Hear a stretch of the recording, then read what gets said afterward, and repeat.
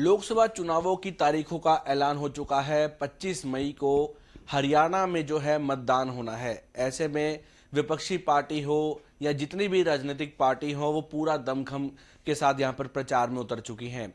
इस समय हमारे साथ यहाँ पर मौजूद हैं कांग्रेस से प्रवक्ता पवन चोपड़ा जी। पवन चोपड़ा जी, आपका स्वागत है हमारे चैनल पे। जी नमस्कार राहुल जी। मैं भी आपके चैनल के माध्यम से सभी का अभिनंदन करता हूं। आपके जितने भी श्रोताएं हैं और उनका स्वागत करता हूं। चर्चा स्टार्ट करते हैं सर। चुनाव का सीजन है। चुनावी मसला जो है, हम इस कैंपेन को लेकर अपने साथ चल रहे हैं। क्या कुछ कहना चाहेंगे? लोकसभा चुनावों की कैसी तैयारी जो है कांग्रेस की तरफ से की जा रही है?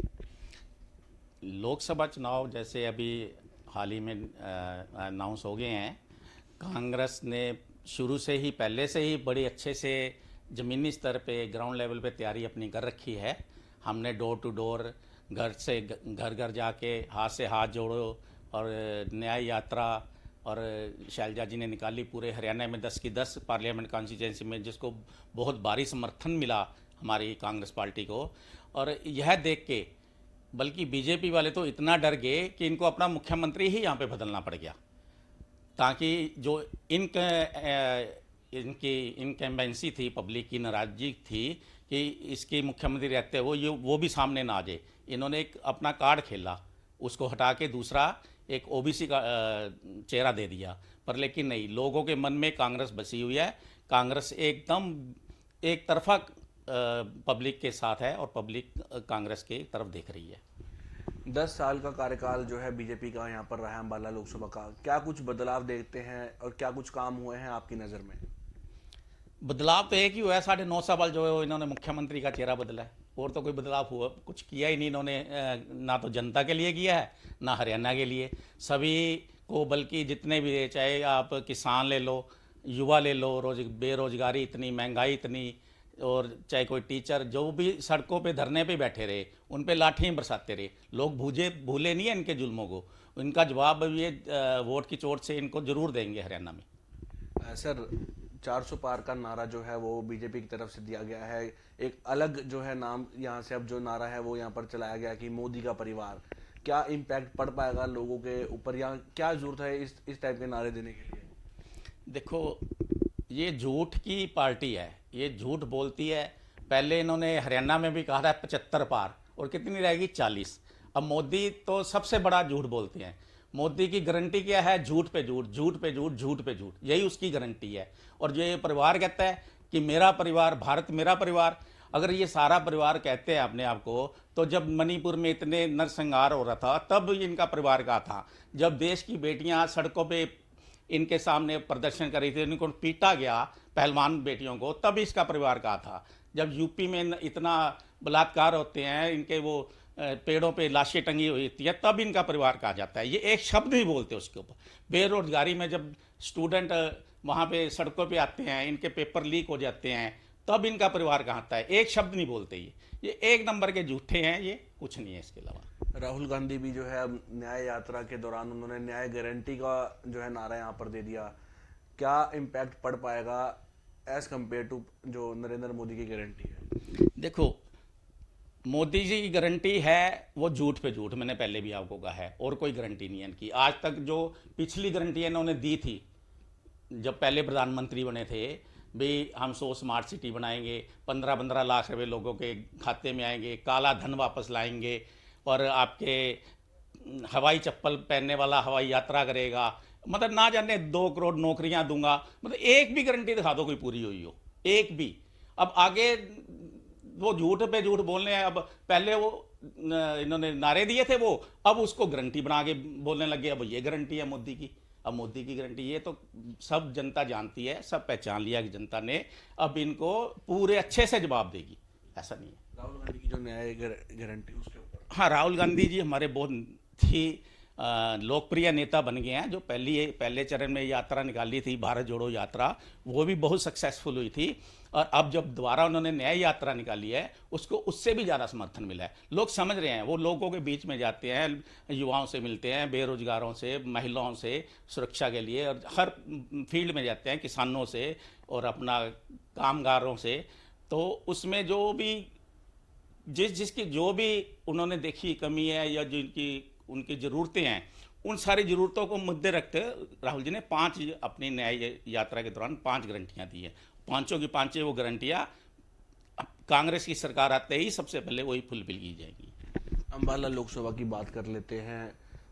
अभी तक जो है नाम डिक्लेयर नहीं हुआ है, कब तक नाम डिक्लेयर हो जाएगा अंबाला का और कैसे काम यहाँ पर किया जाएगा? क्योंकि विपक्ष जो बीजेपी है वो फिलहाल ये कहती है कि अब ना तो कांग्रेस का कोई संगठन तैयार हो पाया है, ना ही कोई नेता यहाँ पर डिसाइड हो रहे, तो कैसे ये चुनाव जीत पाएंगे? नहीं देखो, अंबाला कॉन्स्टिट्यूंसी की जो मैं बात कहूँ तो यहाँ पे हमारी जीत निश्चित है और मैं ये लिख के देता हूँ कि कम से कम 3.5 लाख वोटों से हमारा यहाँ से जो भी कैंडिडेट आएगा, जो भी हाईकमान कैंडिडेट भेजेगा, वो यहाँ से जीत के जाएगा। क्योंकि लोग इतने परेशान हैं बीजेपी से, इतने दुखी हैं। और जो अभी ये इन्होंने पंजाबी भी मुख्यमंत्री हटा दिया और एक विज साहब उनको भी नहीं लिया, पंजाबी भी बड़ी तरह इनसे नाराज़ हो गया है। ये पंजाबी बेल्ट है, डोमिनेटेड बेल्ट है। और इसमें तो मैं ये कहता हूँ, इन्होंने हमारे कैंडिडेट का तो बस नाम आते ही 3.5 लाख वोटों से जीत है उसका कैंडिडेट का नाम आते ही डिक्लेयर होते ही उस पर हम ठप्पा लगा देंगे कि ये जीत गए 3.5 लाख वोटों से।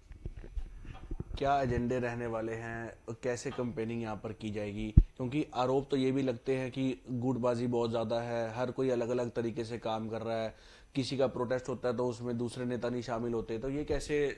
नहीं नहीं नहीं, ऐसा नहीं है। कांग्रेस ये चीज़ें तो फिर चुनावों में भी नजर देखो देखो बीजेपी ऐसे दूसरे ऐसे प्रोपेगेंडा और भाषण देती रहती है, अपने अंदर नहीं झांक के देखती कभी भी उनके अंदर क्या चल रहा है। अभी 20 साल पहले ही नाराज होके बाहर आगे मीटिंग से उठ के आगे हमारे यहाँ जितने भी लीडर हैं, चाहे वो हुड्डा साहब हों, चाहे शैलजा जी हों, चाहे किरण जी हों या रणदीप सुरजेवाला भी हों, चारों के चारों कांग्रेस में हैं, चारों के चारों बहुत सीनियर कांग्रेसी हैं, चारों के चारों अपनी फील्ड में 36 बरादरी को साथ लेके काम कर रहे हैं।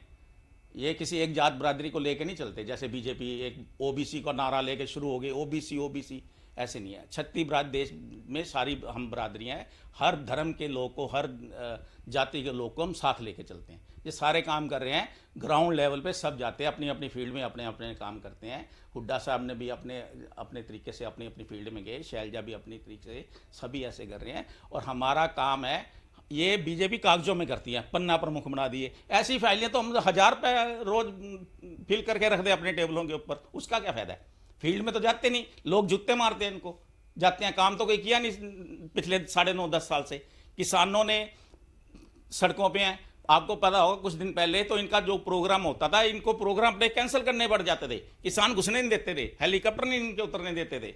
आपको पता ही है, इतनी नाराजगी है इनके खिलाफ। ये कैसे कह रहे हैं हम जीतेंगे? 10 की 10 सीटें हरियाणा में मारी जाएंगी। आप ये देख लेना, चुनाव के बाद 4 तारीख को जब रिजल्ट आएगा, आप भी होंगे, मैं भी होंगे। आपने कहा कि अनिल विज नाराज है, तो ये आरोप लगा रहे हैं कि गुटबाजी जो है यहाँ बीजेपी में भी शुरू हो चुकी है। नहीं, गुटबाजी इनकी तो रहती है हर पार्टी में, इसमें तो सामने आ गई ना। अब गुटबाजी तो इनके सामने इन्होंने खुद ला के दी है, हमने थोड़ी लाए हैं। धन्यवाद बात करने के लिए। तो तमाम मुद्दे जो थे वो हमने यहाँ पर डिस्कशन किए और ऐसे में जो प्रदेश प्रवक्ता हैं पवन चोपड़ा जी, इन्होंने भी ये साफ कर दिया कि जो भी यहाँ पर कैंडिडेट जो है जिसको भी हाईकमान यहाँ पर लिस्ट जारी करेगा, जिसका भी नाम यहाँ पर सामने आएगा, वो रिकॉर्ड मतों से जो है यहाँ पर जीत हासिल करेगा और निश्चित ही जो ये 10 की 10 लोकसभा सीट है हरियाणा की, वो कांग्रेस की झोली में यहाँ पर जाएगी। कैमरामैन राजकुमार के साथ राहुल सैजवानी, सिटी लाइव हरियाणा। लोकसभा चुनावों की तारीखों का ऐलान हो चुका है। 25 मई को हरियाणा में जो है मतदान होना है। ऐसे में विपक्षी पार्टी हो या जितनी भी राजनीतिक पार्टी हो, वो पूरा दमखम के साथ यहाँ पर प्रचार में उतर चुकी हैं।